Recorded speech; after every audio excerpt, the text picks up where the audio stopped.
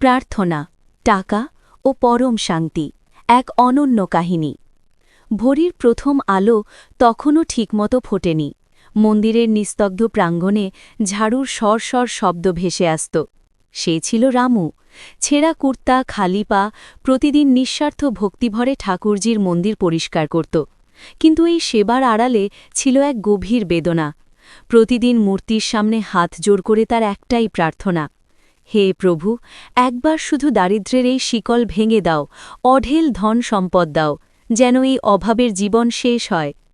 এক দুপুরে মন্দিরের কোণে বিশ্রাম নেওয়ার সময় হঠাৎ এক অপার্থিব আলো ছড়িয়ে পড়ল।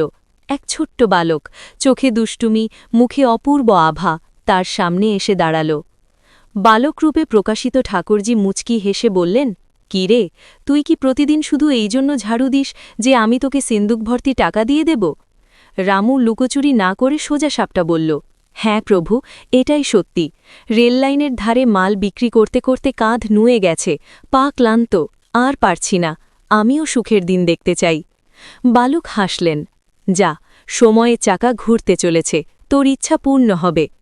সময়ের মোড় ঘুরল, রামুর ভাগ্য ঝলমল করতে শুরু করল। ছোট ব্যবসা একসময় বড় সাম্রাজ্যে রূপ নিল। এখন সে রামদাস শেঠ। কিন্তু এই ঐশ্বর্যের ভিড়ে সেই ঝাড়ু হারিয়ে গেল। যে মন্দিরে সে ঘণ্টার পর ঘণ্টা কাটাত, সেখানে যাওয়ার সময় আর থাকল না। সম্পদ আর সম্পর্কের জালে জড়িয়ে বছর কেটে গেল।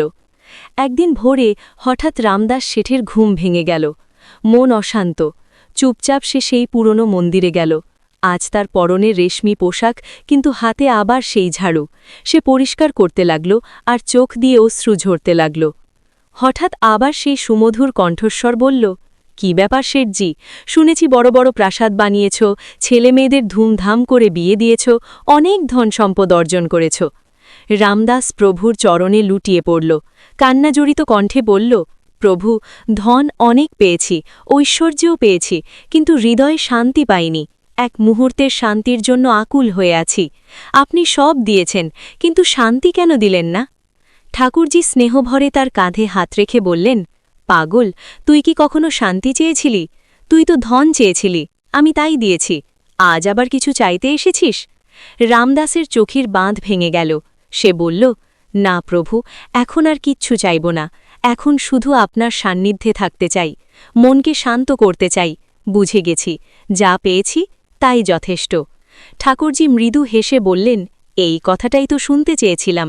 যেদিন চাওয়া বন্ধ করবে, সেদিন আমায় পাবে।